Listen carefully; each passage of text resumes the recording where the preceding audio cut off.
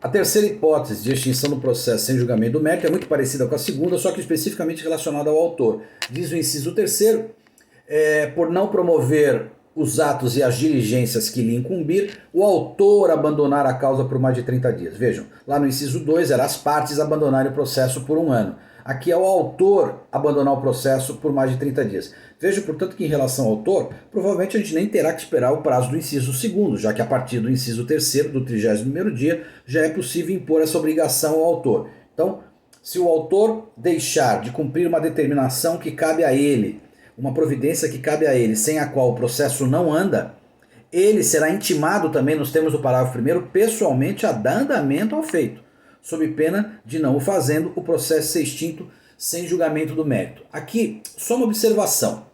No parágrafo 6º desse mesmo artigo 485 está dizendo o seguinte: oferecida a contestação, portanto, o réu já contestou a ação, a extinção do processo por abandono, que é o inciso 3º, abandono da causa por mais de 30 dias, a extinção do processo por abandono da causa pelo autor depende do requerimento do réu. Ou seja, esse parágrafo 6º evita, na verdade, uma artimanha do autor.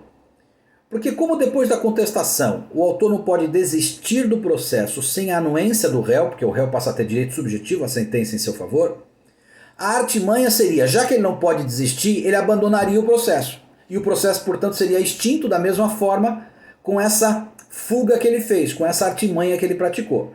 O código, então, sabidamente diz o seguinte: já que o autor não pode desistir depois da contestação sem que o réu consinta, a extinção por abandono também dependerá não só da anuência, mas do próprio requerimento do réu. É o réu que deve requerer. O juiz, portanto, não poderia promover a extinção sem ouvir o réu e a sua ciência em relação a esse desejo de também extinguir pelo abandono. Porque senão ficaria, eu não posso desistir, mas posso abandonar. Logo, não teria sentido não poder desistir, porque eu desistiria de qualquer jeito. Então, é uma armação que o código fez para fechar as alternativas para o autor. No inciso 4, quando o juiz verificar a ausência dos pressupostos processuais. Nós já vimos longamente, você já viu no segundo ano, que tanto os pressupostos processuais como as antigas condições da ação, que eu ainda chamo de condições da ação, são aqueles degraus que a gente tem que subir para poder alcançar o mérito. Sem o preenchimento desses pressupostos, capacidade de ser parte, capacidade de estar em juízo, capacidade postulatória, sem todas esses requisitos preenchidos, o processo não poderá sofrer julgamento de mérito. Então, a ausência dos pressupostos induzirá a extinção do processo sem julgamento do mérito. No inciso 5º, também haverá extinção do processo sem alcançamento de uma decisão do mérito, quando o juiz verificar a perempção, a litispendência ou a coisa julgada. Nós já vimos isso nos primeiros semestres. Perempção é aquela perda do direito pelo abandono consecutivo 3 vezes do mesmo processo. A litispendência é quando o processo for igual a um que está já em andamento.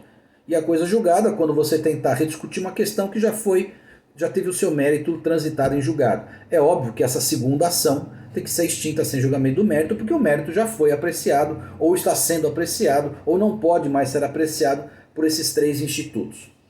No inciso 6º, faz referência às antigas condições da ação, faz referência à ausência de legitimidade e ausência de interesse processual. Lembram dos degraus? Um processo, para ter o seu mérito julgado, precisa preencher esses degraus, os pressupostos do processo, os pressupostos da ação.